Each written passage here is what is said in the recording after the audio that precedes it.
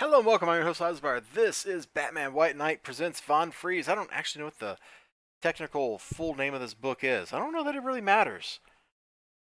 Let's flip back here. Batman White Knight presents Von Freeze. Oh, hey, called it. Which has a publication date of January 2020. If you've never bought a magazine before, then you don't know. Magazines are always published like 2 months in advance of the actual publication date. I don't know why, they just are. So you got to buy like the March issue, but that's not what you'll find in March. You'll actually buy that in January. It's so weird. Anyway, this was pretty good. I don't know how much I like it compared to a lot of the other stuff in the White Knight universe because it's all a flashback. But there's some good stuff. So Martha's, pregnant with Bruce, and she's not feeling so good, and they have to do a little medical intervention. And Thomas Wayne's like, Von Freeze, tell me the story. How did you get here? And so we learn about Freeze's childhood. His dad was a German scientist. His friend and co-worker was Jewish.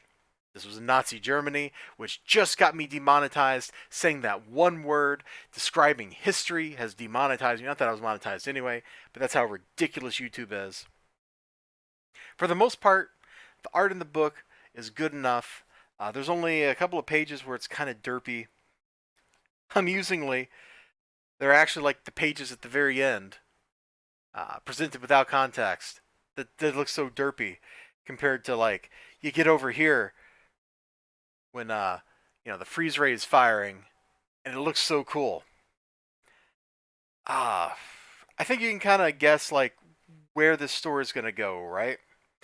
Like there's gonna be like some terrible human tragedy going on. There's gonna be some joy to contrast it. There's a terrible war going on.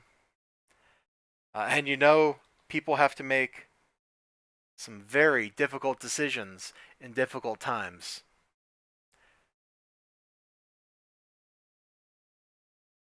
Looking back at this, I'm not going to show any more of the book. We are going to just push this corner down because it's ridiculous that you read the book one time and the cover over here, it's raised up by that much. That's like an inch and a half or 2 inches. We'll put Taru over here and have him hold that down so you can look at that beautiful picture of Victor Freeze.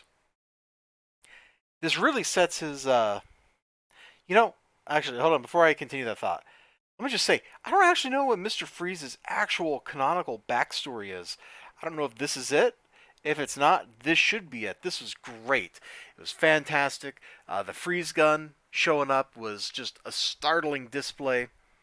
Seeing the science being done was kind of terrifying. Like, it hit all the notes that a story like this needs to hit. You wouldn't be too far off, if you thought of this as like Von Freeze's List or something. Kind of take that kind of story, only you make it take place in a terrifying, superpowered world of doom. Uh, it was good. I'm not going to quote you any of the writing. I'm not going to do any of that kind of stuff because I don't think I need to. I don't think I need to. If you're into Sean Gordon Murphy's interpretations of these characters, this is probably a no-brainer for you. If you're not, I think you really have to have read like the first. No, I take that back. I don't think you really need to have read White Knight at all, or be familiar with that universe to actually appreciate this story.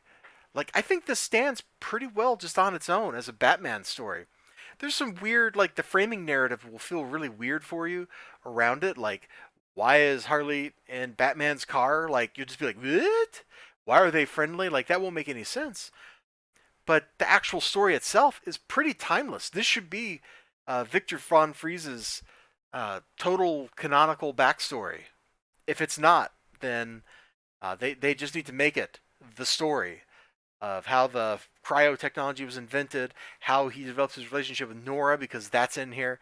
All that stuff is in here. And it was great. And that's all I got to say about it. Honestly, the only thing I really wish that this book doesn't have that I wish it did have is I wish Sean Murphy had done the art too. Like, that would have just really completed it. But he didn't, and we have to live with it. Also, these Black Label books, man, these covers that just float away. That's kind of lame. The embellishments on the cover are pretty dope though. Look at the reflectivity of the, yeah, you see it? Looks pretty good, right? And then if you flip over to the back, there's see? This is pretty cool, ain't it? I think it's super cool. I really like this cover, by the way. It's very evocative of a lot of stuff.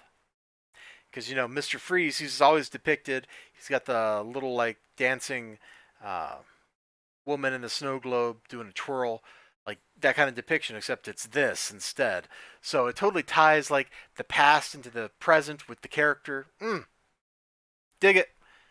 And you might dig it too. I'll let you go now. Thanks for joining me. Remember to like, comment, subscribe, all that good stuff. And yeah, thanks for letting me ramble. Bye bye.